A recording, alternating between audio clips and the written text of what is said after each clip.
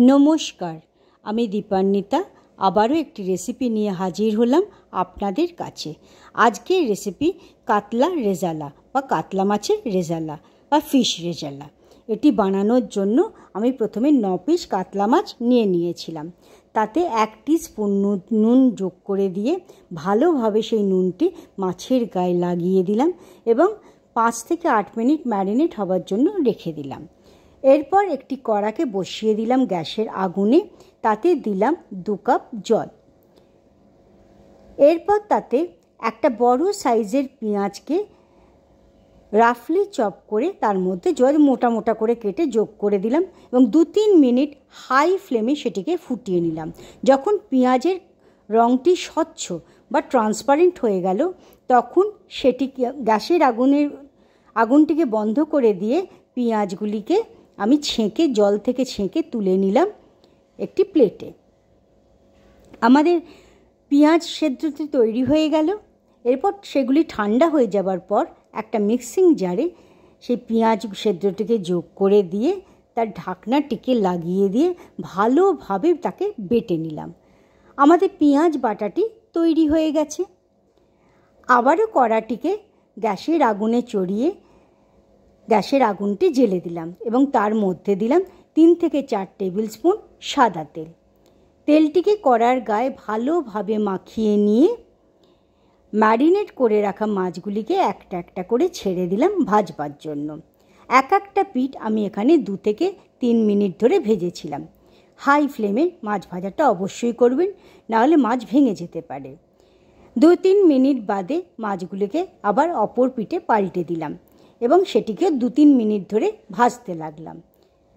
এইভাবে 2-3 মিনিট ভাজা হয়ে যাবার পর মাছগুলিকে আমি তেল থেকে তুলে নিয়েছিলাম। আবার বলে দিচ্ছি,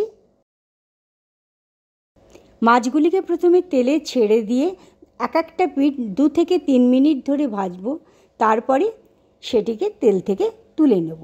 এইভাবে আমাদের সম্পূর্ণ মাছ ভাজাটি তৈরি হয়ে গেল। এবারে সেই মাছ ভাজার তেলে 1 টেবিল স্পুন ঘি যোগ করে দিলাম। তাতে 3 থেকে 4টে ছোট এলাচ, 2-3টে ডালচিনি, 5 থেকে 6টা লবঙ্গ, 8টার মতন গোলমরিচ, গোটা গোলমরিচ, হাফ জাবিত্রী ফুল এবং 2-3টে শুকনো লাল লঙ্কা দিয়ে যোগ করলাম। করে ভালোভাবে 1-2 মিনিট ধরে লো ফ্লেমে সেটিকে আমি কষিয়ে নিলাম। রান্নাটা পুরোটাই আমি লো ফ্লেমে কিন্তু করেছি। এরপর কষানো হয়ে যাবার পর যে পেঁয়াজ বাটাটি তৈরি করে রেখেছিলাম, সে সেদ্ধ পেঁয়াজ বাটাটি যোগ করে দিলাম। তার সাথে দিলাম 2 টেবিল স্পুন আদা রসুন বাটা দিয়ে সেটাকে ভালোভাবে নাড়াচাড়া করতে রাখলাম যতক্ষণ না গ্রেভি থেকে তেলটা বেরিয়ে আসছে। এরপর একটা পেস্ট তৈরি করবো বলে আবার মিক্সিং জারটি নিয়ে তাতে 10 থেকে 12টা কাজু নাটস এবং 2 টেবিল স্পুন দিয়েছি পপি সিড ও 2 টেবিল স্পুন চার মগজ দিয়ে প্রথমে ঢাকনা লাগিয়ে ভালোভাবে সেটাকে গুঁড়ো করে নিলাম, অর্থাৎ গ্রাইন্ড করে নিলাম।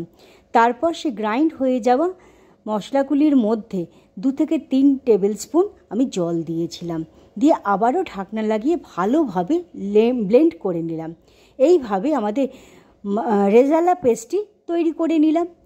এরপর এদিকে আমাদের তেলটাও সেপারেট হয়ে গেছে দেখে তাতে আমি স্বাদ মতো নুন যোগ করে দিলাম এবং 1 টিস্পুন চিনি দিয়েছিলাম। এটা অপশনাল, আপনারা চাইলে দেবেন, না হলে দেবেন না। দিয়ে 1-2 মিনিট ধরে ভালোভাবে নাড়িয়ে দিলাম। তারপরে সেই গোলমরিচের গুঁড়ো 1 টিস্পুন যোগ করলাম। এরপর আমার দেখাতে ভুল হয়ে গেছে, সেই রেজালা পেস্টটি এবং তার সাথে 2-3 টেবিল স্পুন টক দই যোগ করে 2-3 মিনিট ধরে নেড়ে নিয়েছিলাম। নাড়াচাড়া হয়ে যাবার পর যে ভেজে রাখা মাছগুলি দিয়ে সেই গ্রেভির সাথে ভালোভাবে মিশিয়ে নিলাম এবং একটা ঢাকনা লাগিয়ে দিলাম 1-2 মিনিটের জন্য। ফ্লেমটিকে লোতে রেখেছিলাম। 1-2 মিনিট বাদে সেই ঢাকনাটিকে সরিয়ে নিয়ে আবারও কিছুটা নাড়াচাড়া করে নিয়ে একটা জায়ফলের একটু ছোট টুকরো বা গ্রেটারের সাহায্যে গ্রেট করে মোটামুটি 1 টিস্পুন মতন দিয়েছিলাম। এরপর 1 টিস্পুন গরম মশলা পাউডার যোগ করে দিয়ে ভালোভাবে গ্রেভিটাতে নাড়িয়ে নিলাম। এই সময় আমার গ্রেভিটা বড্ড থকথকে লাগছিল, সেই জন্য 1 কাপ জল আমি যোগ করেছি। এরপর 2-3 মিনিট ধরে সেটিকে আমি ফুটতে দিলাম। তারপর 5 থেকে 6টা কাঁচা লঙ্কাকে সেই গ্রেভিতে যোগ করে দিয়ে আবারও কিছুটা মিশিয়ে নিলাম। এরপর 1 টেবিল স্পুন কেওড়া ওয়াটার ও 1 টেবিল স্পুন ঘি সেই গ্রেভিতে যোগ করে দিয়ে ভালোভাবে সেটিকে মিশিয়ে নিলাম এবং গ্যাসের আগুনটি বন্ধ করে একটা ঢাকনা দিয়ে লাগিয়ে রেখে দিলাম 5 মিনিটের জন্য। আমাদের কাতলা রেজালাটি তৈরি হয়ে গেছে। আমাদের আজকের রেসিপিটি কেমন লাগলো আপনারা অবশ্যই জানাবেন। ধন্যবাদ।